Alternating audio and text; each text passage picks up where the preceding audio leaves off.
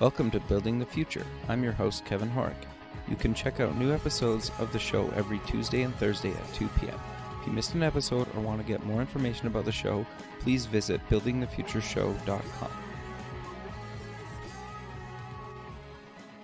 Welcome back to the show. Today we have Scott Moody. He's the co-founder, CEO, and chief client advocate at KFOR Connect. Scott, welcome to the show. It's great to be here, Kevin, and thanks for inviting me on.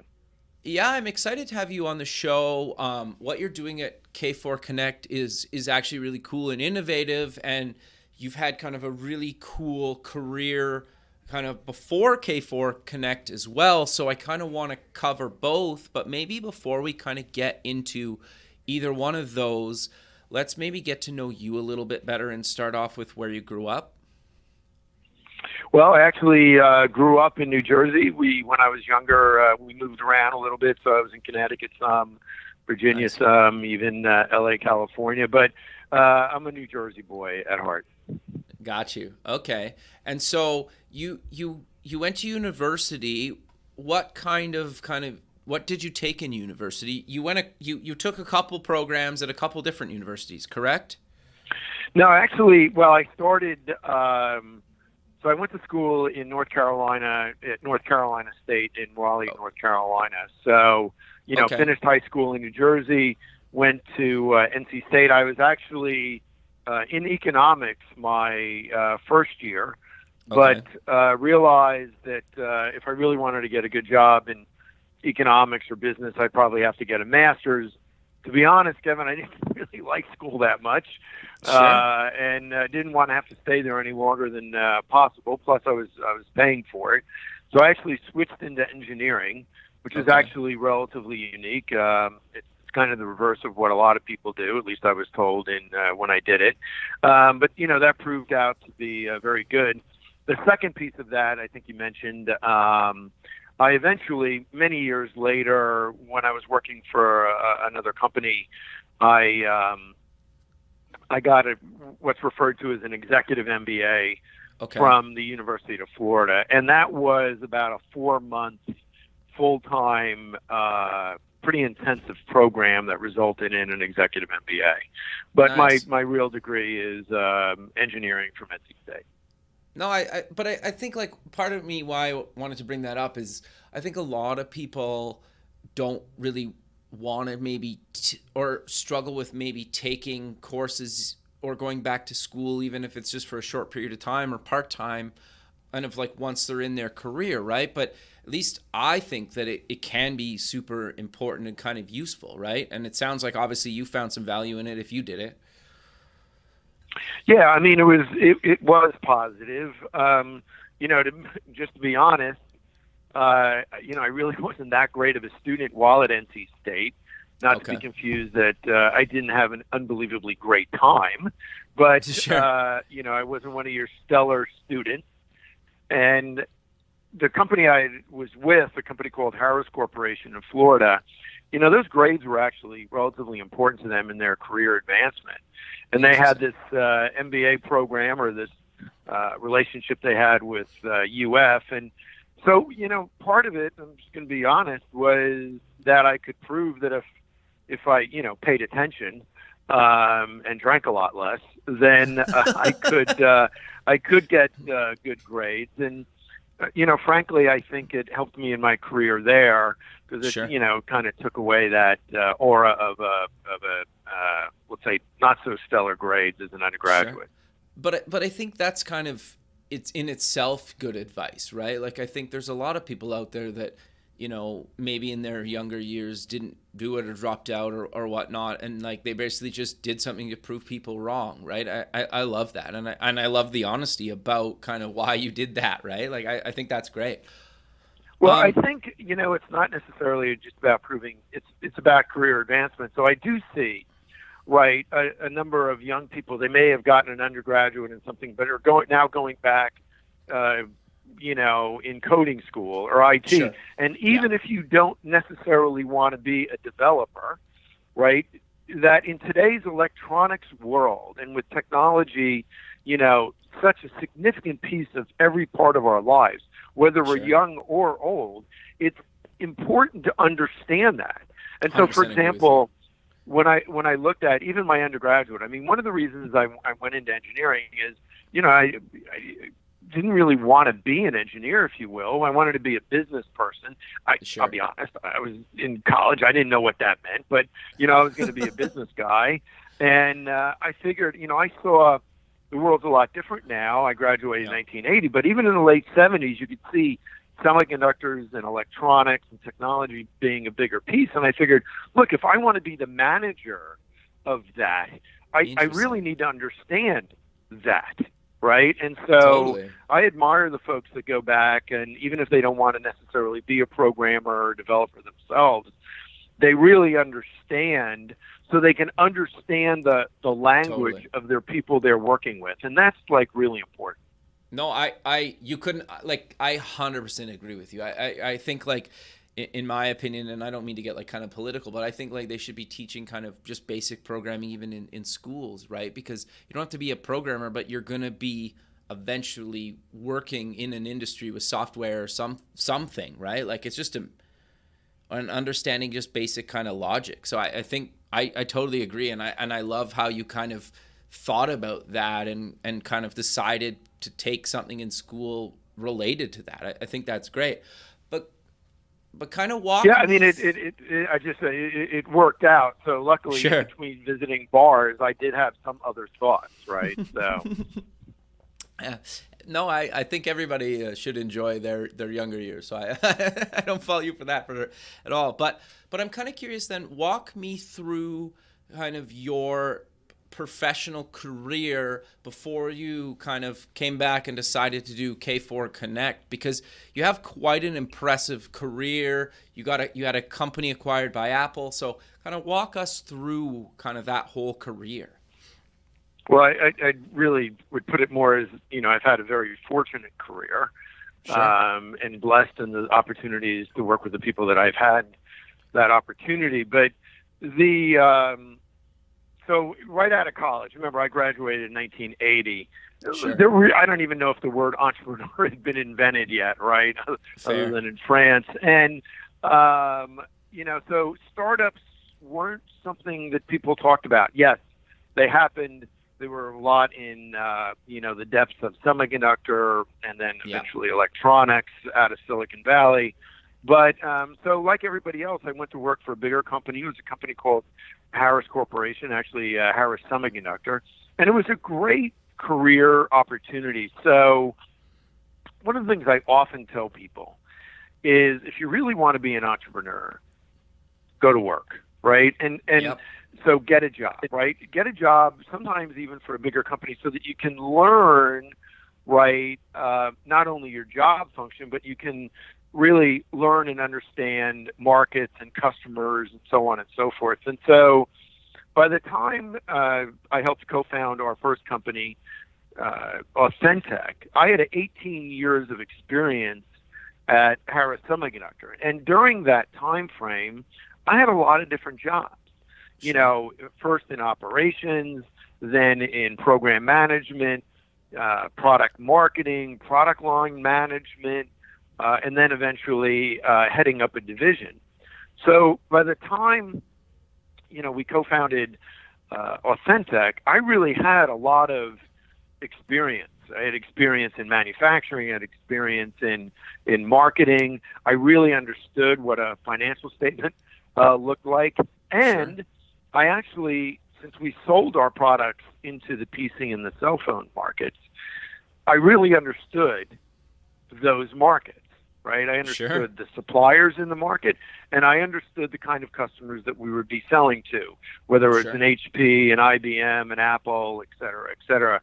So I really give credit to Harris Semiconductor and the number of people I worked with there for kind of grooming me to be a startup. Of course, we started AuthenTec in 1998. Okay. It was myself and a gentleman named Dale Setlak. Dale, generally referred to as the smart guy, and he was the CTO. And really, foundationally, a lot of the technology was around ideas thought of and then eventually developed and brought to the forefront by Dale and a great team of engineers around him. So we started that company. We raised, 1998, eventually raised $70 million in venture capital. Wow, and that's included awesome. groups like Sierra Ventures, the Carlyle Group, Texas Instruments, some smaller groups like Stonehenge, Growth Equity, and various companies like that. We then took the company public in 2007. And as you had mentioned, in 2012, we were acquired by Apple. I think to this day, we remain the only public company ever acquired by Apple. And then our technologies turned into what you know as the Touch ID today. Yeah, and I think even Android users have heard of Apple's kind of Touch ID, right? I think everybody knows kind of the technology that you guys created, and that's really cool in itself, and kind of probably like a wild ride. But I'm curious to know. I'm assuming then that you had a lot of connections in the industry that really helped you when you created, AuthenTec, to actually start getting your first kind of clients, or kind of walk us through kind of that, if that kind of helped or didn't help, or probably didn't hinder, but. Well, I don't know that we had so many direct clients, right? In other words, a person that I could call and say, do you want to specifically buy this, right? Yes, there were those. And certainly having connections into the industry, I could make a phone call who could lead me to the right person. Gotcha. But I think probably more importantly is we had a good understanding on two ends. We really, if you think of Dale and the team we had behind Dale, these were really seasoned semiconductor designers and operators. They knew, right, how to really design a product, design it to be, properly tested, to get it out quickly, to have some assurance of, first-time success. And that really comes with a lot of experience. And so we really brought in some exceedingly bright people. So they really understood, how to design and get a product manufactured. Gotcha. On the other side of that, myself and others, we would have, a good understanding of how to bring that to market, because we were used to selling into the PC, the automotive, and, the cell phone markets. And just mind you, the cell phone market was a lot different when we started the company. Totally. But the fact of the matter is that so there was a lot of experience, within the industry, and there were times that was unbelievably helpful.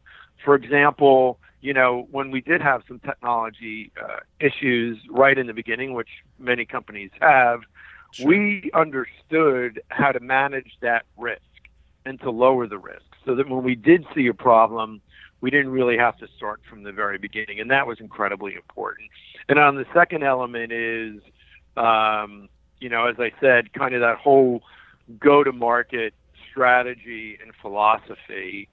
And really, if we were going to sell this, what is, clearly a new product into the industry, then we really had to understand, what are the things they valued when deciding to put something into, a PC or a cell phone. And I think one of the things people do have a bit of a challenge with when they're doing a startup is, when I look at other startups or somebody asks me for help, I can't tell you how many times, people will tell me, well, there is no competition, right? We're the only ones that do this. Right. Well, the fact of the matter is there's always competition. Yeah. And so if you're selling something into a PC, and let's say you're the only person that does, I'll just use the fingerprint sensor as an example. Sure. We weren't the only ones, but let's just assume we were the only ones that were selling a fingerprint sensor into that industry. Yes, it's unique, but we have to show a value proposition for that OEM to spend money on their bill of material for a fingerprint sensor versus a better processor, a bigger screen, a new application, a new whiz-bang capability. Our competition is everything that's trying to fight to get into that bill of material. And remember, whether it's HP or now Lenovo or Apple or Samsung, right? There are a lot of people, right, trying to get into that bill of material. And they obviously want to provide the best product available, but they're also trying to keep their costs down. So you always have competition, even if you don't think you do. No, I 100% agree with you. So I'm kind of curious then, if I remember correctly, you basically kind of retired after you kind of got acquired by Apple, correct? If you want to call it that, I dropped off the face of the earth, yes, and some people call that retirement. So, I mean, I'm joking, obviously, but I was really, really burnt out. Okay. I swore, I would never do another startup. It's just so much work. Yep. And, frankly, really told anybody that would listen, I wouldn't work again. I was just going to retire, which is actually what I did. We lived in Melbourne, Florida. It was a great place. Okay. But we decided to move back here to Raleigh. I went to NC State, as I mentioned, met my wife in college. We actually got married the weekend after I graduated, moved to Florida 3 days later. But her family's from North Carolina. And, I was excited about getting back. She was very excited about getting back. And so we retired up here.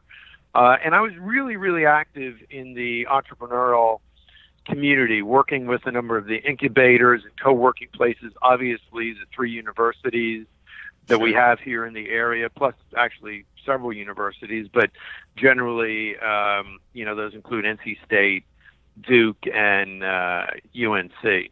So I was really, really active in the area and very much, if you will, enjoying my retirement. So what made you kind of decide to get back into the game and come up with and co-found KFOR Connect? So I was actually on a trip to Rwanda, and I was with a group that I served on a local board of called Hope International. And they're a microfinance organization. Okay. And they had this trip to Rwanda. Now, I had been to Rwanda before on mission trips. But, gotcha. Again, this time I was with this microfinance organization. And we were touring the country and, talking to various entrepreneurs. And I met this one. Her name was Jennifer. She had actually gone over right after the genocide. Okay. To open an orphanage. Ended up opening like 15 orphanages. Wow. And then started cooking cakes for the kids. And next thing you know, she, for birthdays and things. And the next thing you know, she opens a small business cooking cakes for the people around Kigali. Ends up buying this coffee shop, which is where I met her. Turned it into a coffee shop / bakery. Only employed battered women, with the idea of helping train them to become bakers themselves. And then they could go back to their villages and open up their own bakeries. And this is where Hope got involved, in that they were the microfinance part of helping these women become independent entrepreneurs. Very cool. But you meet, it was cool. And frankly, when you meet somebody like that, I'll tell you, Kevin, I was just embarrassed. Here I thought I was doing good things and I was helping people and so on and so forth. And then you meet somebody, like her, and you're just like I stink. Like I can do more. Sure. And frankly, she was walking me around, outside. She had this little dirt area. And she was talking about expanding the coffee shop. And at one point, frankly, she just said, I could use the proceeds from that, i.e. the business from the coffee shop, I can use the proceeds from that to further God's will in other ways. And it was just like, wow, this is amazing. And so I went back, I spoke to my wife. It's like, look, I'm not burnt out anymore. I still have a lot of energy left. I'm not dead yet.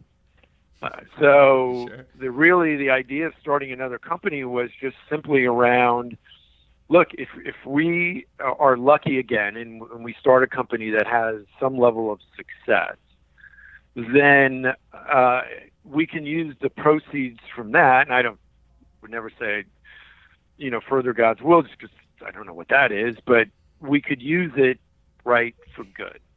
Okay. And so that was really the whole idea. That's great. And that's typically what we all do. We look at one side as here's our business, the other side like here's our philanthropy, right? One funds the other, and that's how we really kind of started the company, or decided to go back and start a company.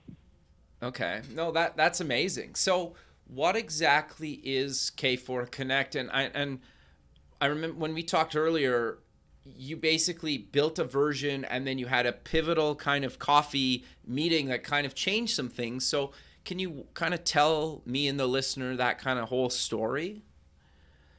Sure. So soon thereafter, and it's a longer story, but I had the opportunity to start a company with a guy named Jonathan Gould, who, like Dale Setlack, is the smart end of this duo. Okay. And he really had, I thought, some really clever ideas around architectures in the space of IoT and home automation. Okay. How did you meet him, just out of curiosity? So he had actually been with a prior company that had reached out to me for help.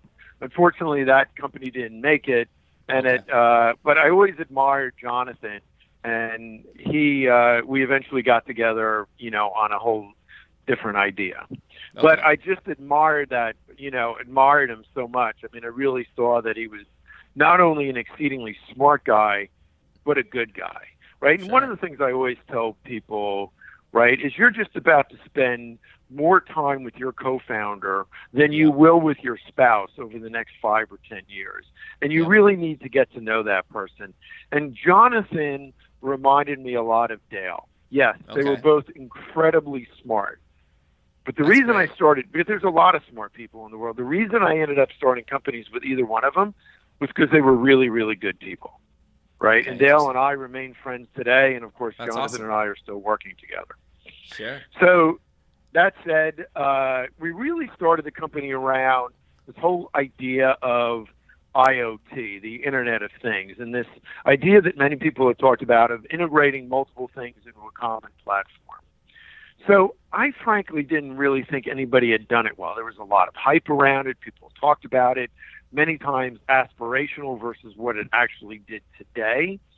But I didn't really think any of the technologies out there really had been developed in such a case to make the story real.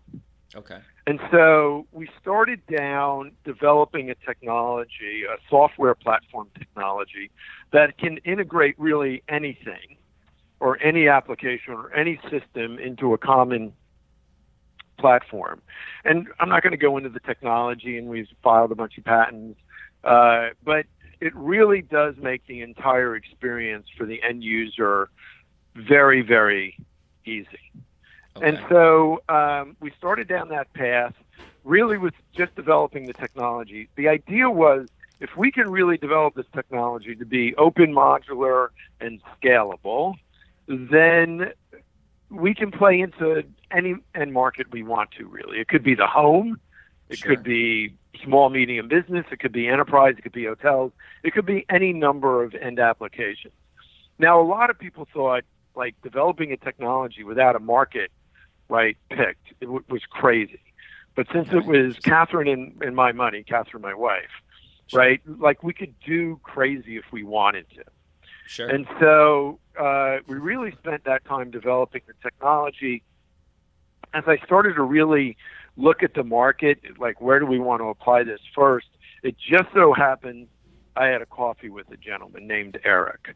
Okay. And Eric was advocating for homeless, and he had called me for a coffee, and I agreed to take the coffee. And he went through his advocacy. And then at the end of that conversation, he asked us what KFOR Connect is. And I told him, and I gave him examples of how the system would work in a home, because that would resonate with people, right? Although we hadn't picked that. So generally what I had said is, your you're driving, you're 5 miles from the house, the lights, outside lights come on automatically, the thermostat changes, for whatever temperature you want when you get home. You pull in the garage, the door unlocks, the security system disarms, the lights turn on, the TV turns on, and since there's an automated version of anything nowadays, your first beer is ready for you when you Sure. come in the door. And he was like, that'd be a great product for me. And then he told me he had MS. Okay. And it was like, wow. And so we talked about that for a while. I went back, I spoke to Jonathan about it. A week later, we had another coffee with Eric. And just as I started the coffee, Eric stopped me and he said, look, let me just tell you guys why I'm here today. He says, right now I'm using a cane, but I'm not really sure how much longer that'll last. So when I wake up in the morning, the way I look at my day is I figure I have the energy for 1,000 good steps in my day. And how I use those steps defines the quality of my life. And you guys can make my life better.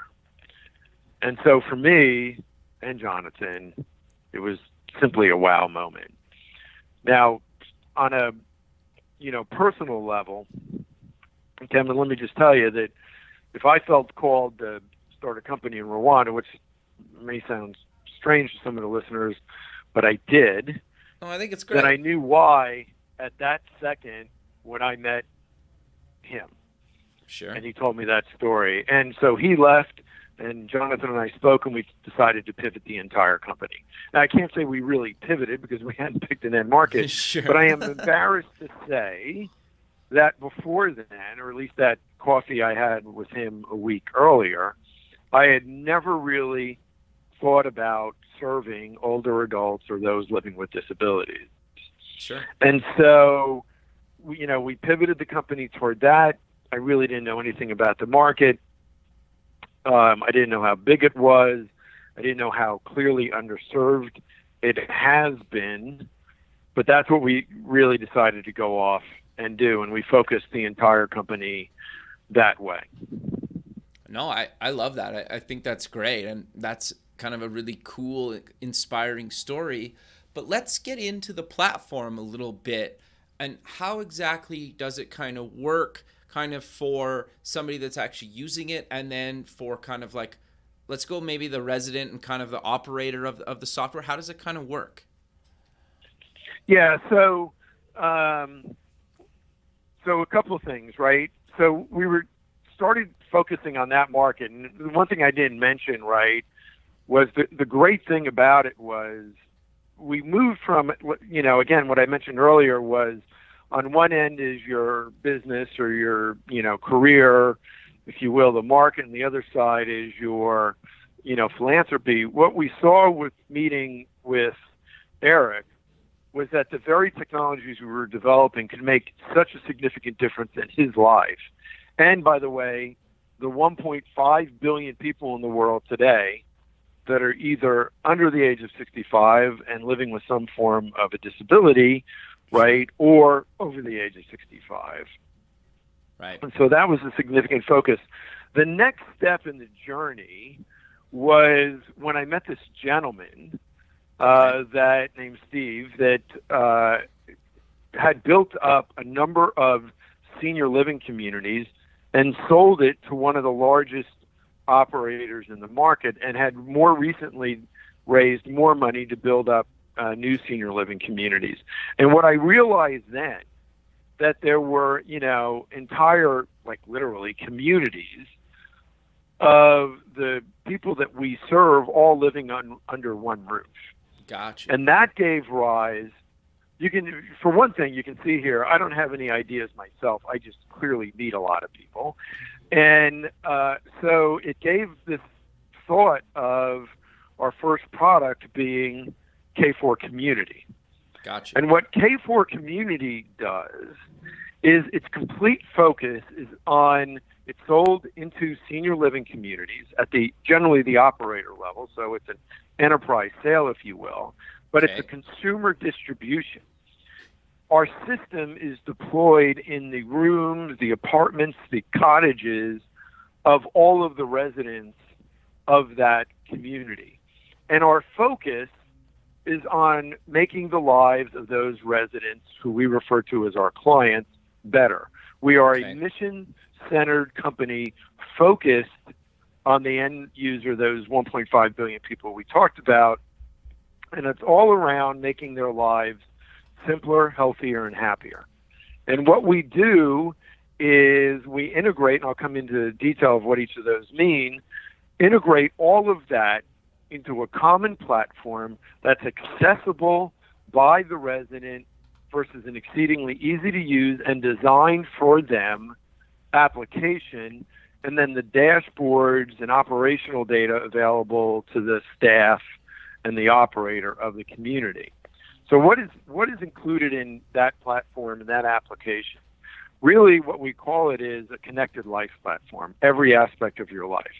Okay. So the simpler elements are home automation, what you think of home automation. So it can be everything from lights and thermostats and bed sensors and motion sensors, as well as automated blinds, TV remote controls, anything that you can think about automating in that room. Now, it's not a matter of just controlling the room through the app. It's a matter of that room being responsive to your needs.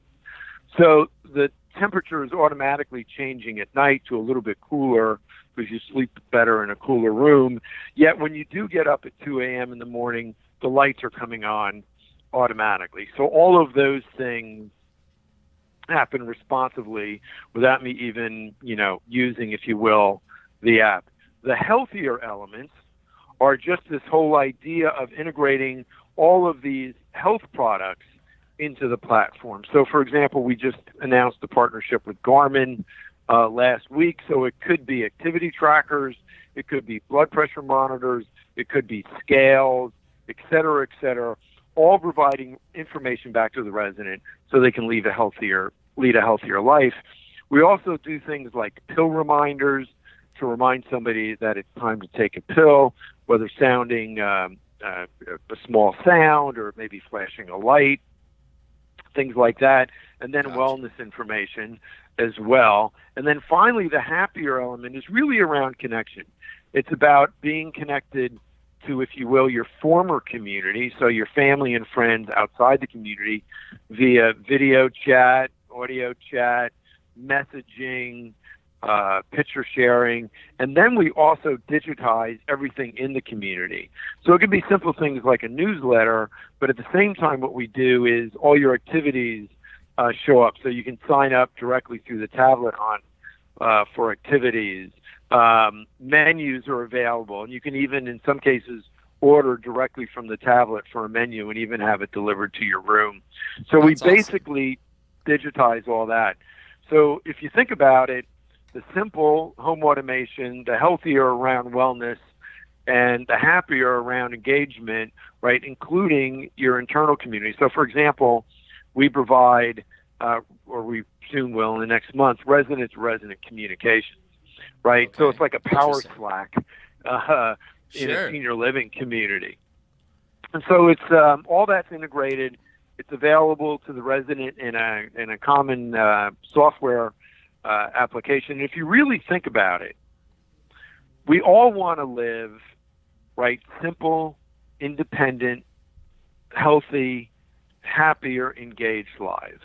And what we simply do is provide technology to help the people we serve live those lives.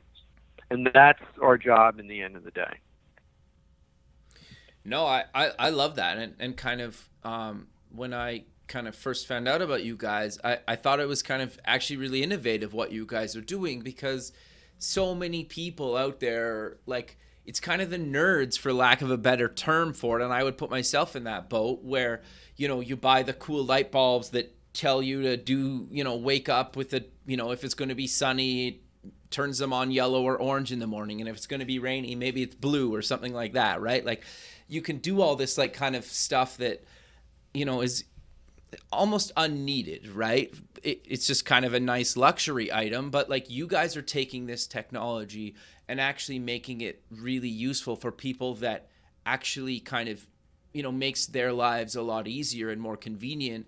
And if you only have 1,000 steps in a day, if you don't have to go open the blinds or go up, get a TV remote or something, as long as you have your tablet around or kind of the sensors around, like you could basically, you cut out a lot of their, kind of tasks that maybe it's harder for some of those people to do, right? So I love the idea. I think it's great. You're exactly right. I mean, that's hitting the nail on the head. Is what we often talk about. For no disrespect for me or you, but many of these things at best are a convenient item. Yeah, totally. If not strictly a novelty. Yeah, very but much. But for so. the people we serve, it provides true utility. So Sure. Let me just take an example of the, like a connected door lock and a connected doorbell, right? Sure. Look, we can get off our rear end and answer the door. Yep. But for somebody in a wheelchair, for somebody at the end of the day that may be, challenged with MS, right, who are very, very tired, for somebody that may be in bed or just can't get down the stairs fast enough without the worry of tripping, that connected door lock and wireless doorbell provide real utility in their lives, right? Sure. So, so what we do in many cases is things that are designed, if you will, for other demographics. We repurpose them for the people we serve because we know that they can provide true utility at consumer prices. Ah, interesting. Yeah, I didn't think of that angle, but yeah, that totally makes sense, right? Because the technology's come down in price so much in the last even like 2-3 years, right? That it's almost affordable for anybody at this point, right? Look, me and you can go down to Lowe's and buy this stuff. Sure. Right? Why can't it be made available for our parents or our grandparents, right? Yeah. Or, my good friend that has MS or my brother that might be in a wheelchair or, without it becoming where it starts to look like a hospital room and they want to charge me thousands of dollars. Yeah. We can do that and we can enable that independence, right? That engagement and that, healthier lifestyle by really bringing these things forward together, right, to the people we serve. And let me just mention that together part. Yeah, a lot of everything, what we do is we integrate the best in class, whether it's hardware or applications or even systems, is the challenge that I think a lot of people have is they look at, particularly in a startup case, here's a problem. I'll develop a device or an application for it, and then I'll try to go out and sell it. Well, who's going to put all that stuff together? Who's going to make it operate together, right? Who's going to have a common UI across all of these things? It gets to the point where you could have 10 lights in your living room and need 10 different apps. You're right, totally. To turn them off. Yeah. Well, grandma's not going to do that, right? Somebody has a challenge with their fingers is not going to do that. Right. So what we do is we bring them all together and make them easier to use for the people we serve.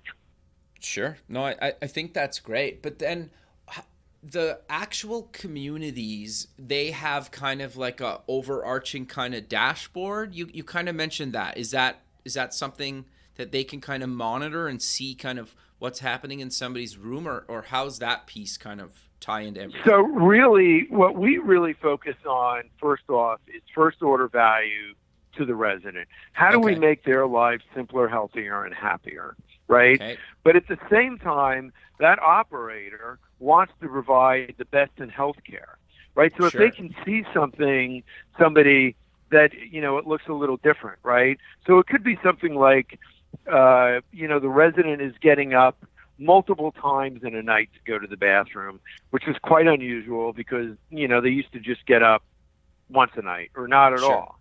So, it might foretell something where you can check to see, if there is an issue.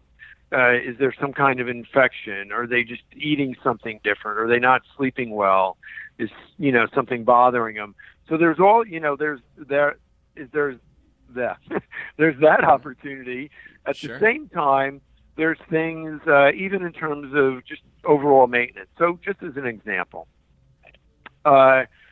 we can tell if there might be an individual air conditioning system that might be having problems. How do we know that? Interesting. Well, let's say their normal temperature during the day is 75, but they like it at, I'll make up a number, 71 at night. Okay. So we change the temperature automatically. They don't have to do anything at, say, 10 a.m. or 9 p.m.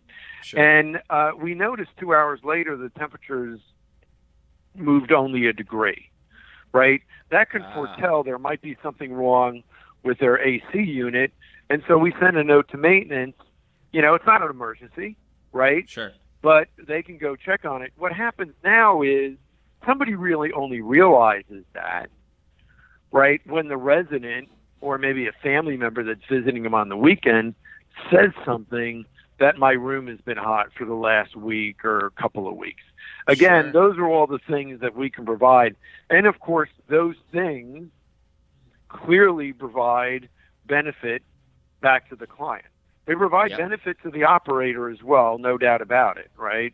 But the fact of the matter is, right, we believe that if we do well by the client, by that resident, by our end user, if we truly make their lives simpler, healthier, and happier, then the benefit flows to the entire ecosystem around them. It flows to their Totally. family Yeah. and friends.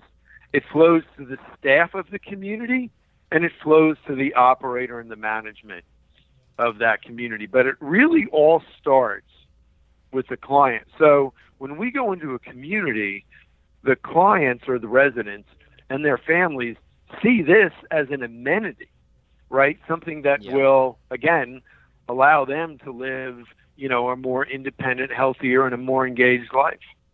Sure. No, I think that's really great.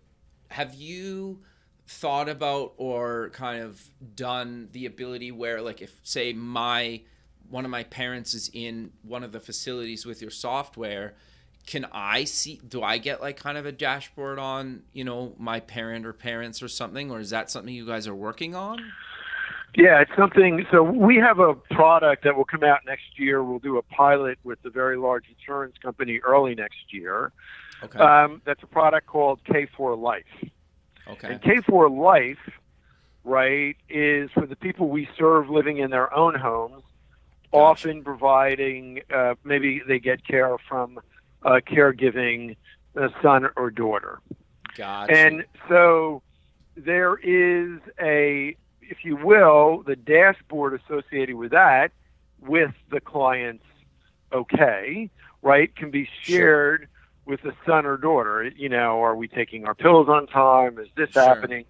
Which is great because it's a lot better than my daughter calling me 20 times a day asking if I took my pills, right? So it helps me take my pills, right? It also provides her some level of comfort, and then we have a better relationship. Some of that information, right, will then go back into what I refer to as KFOR community, and be made available to the primary caregiver of that resident, of course, with both the communities and the residents.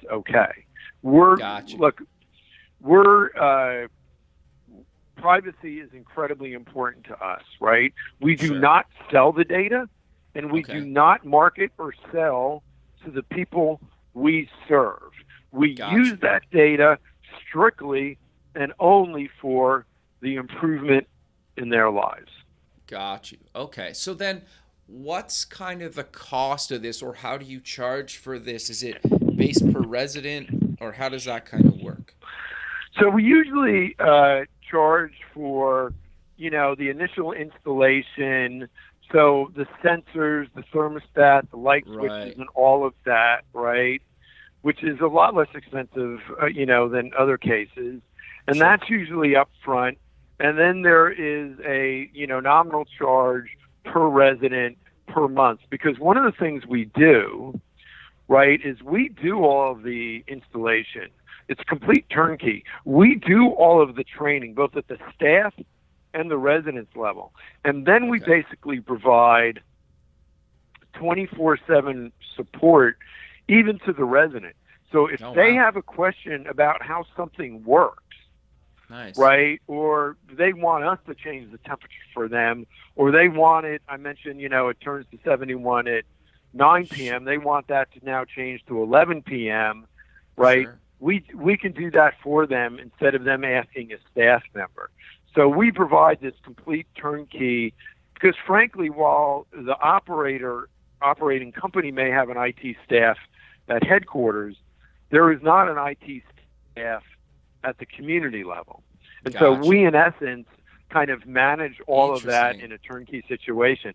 And even, to the level, we know who our residents are. We know them by name. So, no, that's great. Yeah. So I'm curious then, are you kind of across all of America? Are you just in North Carolina right now? Like, where can people kind of get this system installed?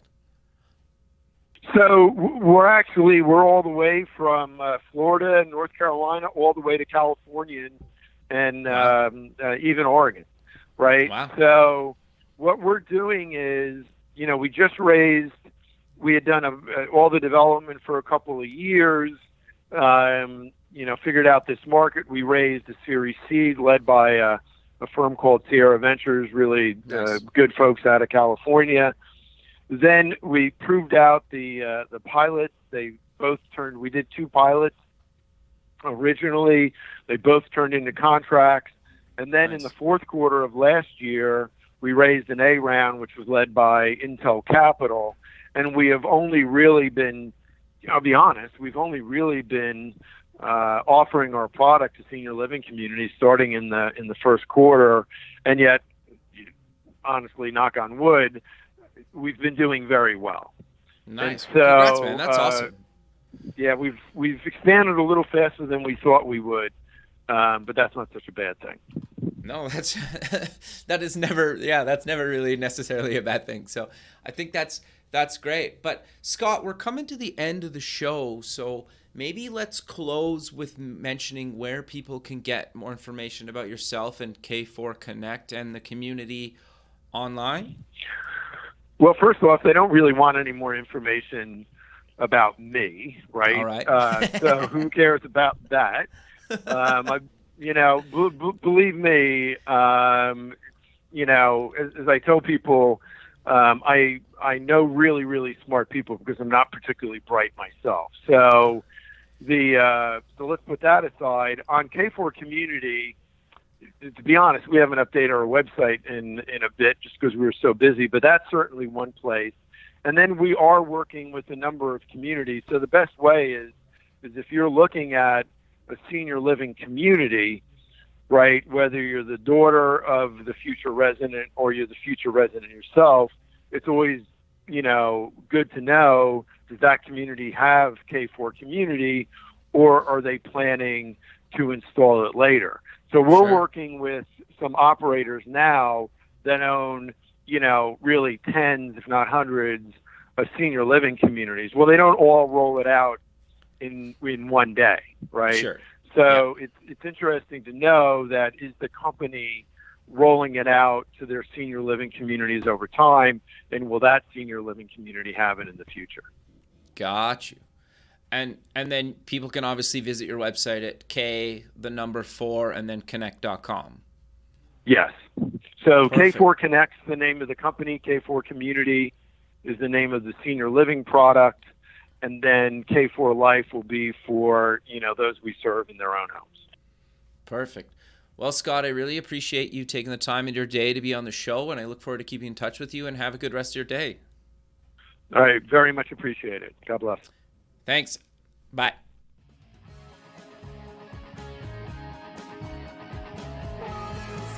Thanks for listening. The music for the show is done by Electric Mantra. You can check them out at electricmantra.com and keep building the future.